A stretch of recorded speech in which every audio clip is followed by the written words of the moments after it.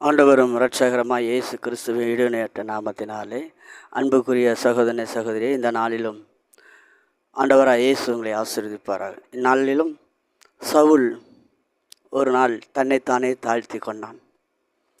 Samuel கர்த்தர் உன்னை ராஜாவாக தெரிந்திருக்கிறார் என்று சொல்ல வேண்டும். அவன் சொல்லுகிறான், நான் எம்மாத்திரம், என் தகப்பனுடைய குடும்பம் எம்மாத்திரம், என் கோத்திரம் எம்மாத்திரம் என்று தன்னைத்தான் தாழ்த்தினான். அப்படி தாழ்த்தின வேளையில் தாழ்த்தின மாத்திரமல்ல, தனக்கு கீழ் உள்ள வேலைக்காரனுடைய சத்தத்திற்கும் கீழ்ப்படிந்தான், அவனுடைய வார்த்தைக்கும் கீழ்ப்பட்டான்.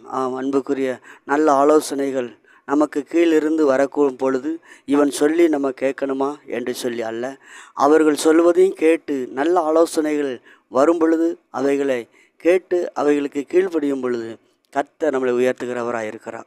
அன்புக்குரிய சகோதரனே, சவுலுடைய வேலைக்காரன் இங்கே ஒரு பக்கத்தில் ஒரு தீர்க்கதரிசி இருக்கிறார், அவரிடத்தில் போய் கேட்போம் என்று சொன்ன வேளையில் அவன் அப்படியே கீழ்ப்பட்ட வேளையில் கர்த்தர் அவனை சகல ஜனத்திலையும் முதல் ராஜாவாக, இஸ்ரவேல் ஜனத்தில் முதல் ராஜாவாக தெரிந்து கொண்டான். முதல் ராஜா என்ற பட்டியலுக்கு இடம் பெற்றான். இதை கேட்டுக்கொண்டிருக்கிற அருமையான சகோதரனை சகோதரியே, நல்ல ஆலோசனைகள் எங்கே வருகிறதோ அதை நீ கேட்கும் பொழுது கர்த்தர் உன்னை உயர்த்துவார். அதுதான் வேதவசனம் சொல்லுது.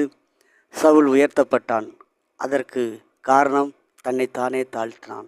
ஆகையினால நீங்களும் உங்களை நீங்களே தாழ்த்தும் பொழுது கர்த்தர் உங்களை ஆசீர்வதிப்பாராக. கர்த்தர் தாமே உங்களை ஆசீர்வதி. பெரிய காரியம் இயேசுவின் நாமத்தில் பிதாவே.